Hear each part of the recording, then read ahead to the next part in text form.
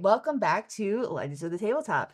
It's a new year, and that means new opportunities to dive into something exciting like character builds. So today, Zach and I are going to be tackling 2024 character builds using the new player handbook. But don't worry, we're not here for any min-max ratings.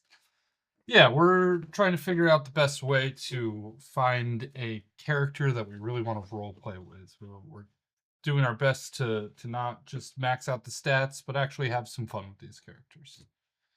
So we'll be going over some of the updated rules, classes, features, discussing how they shaped our builds. So stick around to see what we come up with, and maybe you'll get some inspiration for some of your characters in 2025. Today we're going to be going over Barbarian, first in the character creations. So let's see what kind of subclasses we dive into. We're going to build up to level 3 and what else we can come up with. Let's do it. All right, so I've never built a barbarian. Obviously, I've only ever built clerics. I've made 3 clerics, and some of them are okay. So I was like, what do I want to think of when I think barbarian? And I don't know if you've seen the movie Encanto, but there's the older sister Luisa who's super Okay, yeah, buff. yeah. And I was like, I want this strong woman, That was right? too. And so she was my inspiration. And like in the movie, she's carrying donkeys. Mm-hmm. So that's where my inspiration for my bard came in. So my barbarian came in. Oh my goodness, I'm all confused. So obviously she's gonna be strong. My main stat's gonna be strength, Mm-hmm. right? Um, and I made intelligence my dumb stat. Naturally, as you know, barbs don't tend to do much thinking. Yeah. But I also thought because of this idea I had for strong animal carrying woman, I decided to go with the origin of farmer. Okay, interesting. Yeah. Some lowly So when you're creating beginnings. your characters, um, you have to create you start with your origin and your species, right? Mm-hmm. And that's what I went with. So that was my flow when I was creating my barbarian, and how I ended up with, oh, and I also picked orc as my species. So I was thinking strong woman. I thought orc woman because I don't know why I associate orc with strong, and then farmer woman, and that's where I ended up as my first ever barbarian I've That tried sounds building. like a character I would fear for sure. For my inspiration, I actually took from good old Iron Giant, if you remember that Okay, movie. okay.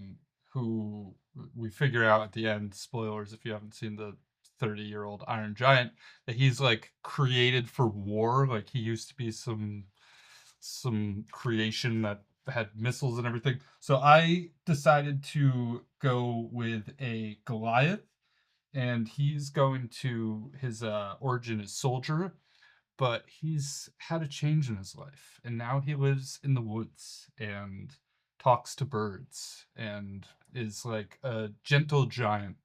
But and if someone like smashes a chipmunk or something, he's gonna go off. So um we went with the soldier background, as you know, he used to live as a soldier, and there's also some great stats for that for the barb. Okay. So with the Iron Giant's upbringing, he had a former life as a soldier, so I picked that as my origin, and that comes with the Savage Attacker, which is just great for barbarians. You're going to be doing a lot of melee attacks, and being able to reroll your damage and check the highest is always good. So for mine with the farmer, the origin feat I got was tough, which increases your hit point max by an amount equal to twice your character level. So as somebody who's a barbarian running in there full force, I Mm-hmm. want to be able to take hits. I'm like, my second thing's going to be constitution anyway. So to be able to increase that up, perfect for getting in there and getting right in the battle, you know? We got attacks, and we got taking damage. Hell yeah. For my equipment I got for the farmer, I went with just the sickle carpenter's tools and healer's kit. If I'm going to be in there taking damage, there's still a good chance something could happen. I want to have that kit with me just in case. Um, and then with the orc, as my species, I'm also getting adrenaline rush. I have dark vision and I have relentless endurance. So I'm pretty cool. She don't exist yet, but I kind of love her. Just throwing it out there. How about you? What else you got for your I go. Goliath? So for my starting equipment, I never like to take the basic starting equipment. So of course I had to go with a maul. Flavor that as like a giant stick with a rock at the end of it. You know, classic thing you'd find in the woods. And then I chose Goliath, and they actually have a few options for different species features. But I chose Stone's Endurance, which is a pretty powerful one. You get to, as a reaction, roll a d12, add your barbarian level to it, I believe, or your constitution modifier, and lower the damage you take on that Oh, attack. that's pretty So cool. gets to help you be a little beefier when tanking. Hell yeah. That's cool. Yeah. Um, so let's talk about some of the other stuff we're looking forward to as we level up our potential barbarians. So with the new 2024 rules, you take your subclass now in level 3. So fun fact, when we both decided to work on our barbarian builds, we actually chose the same subclass because it's that cool. So we both chose the Path of the Wild Heart. I think it fits both of our builds. Yeah, So. exactly. Obviously, I'm playing as the farmer orc. And with Path of the Wild Heart, one of the things that you get is Animal Speaker, which I thought would be really good as somebody.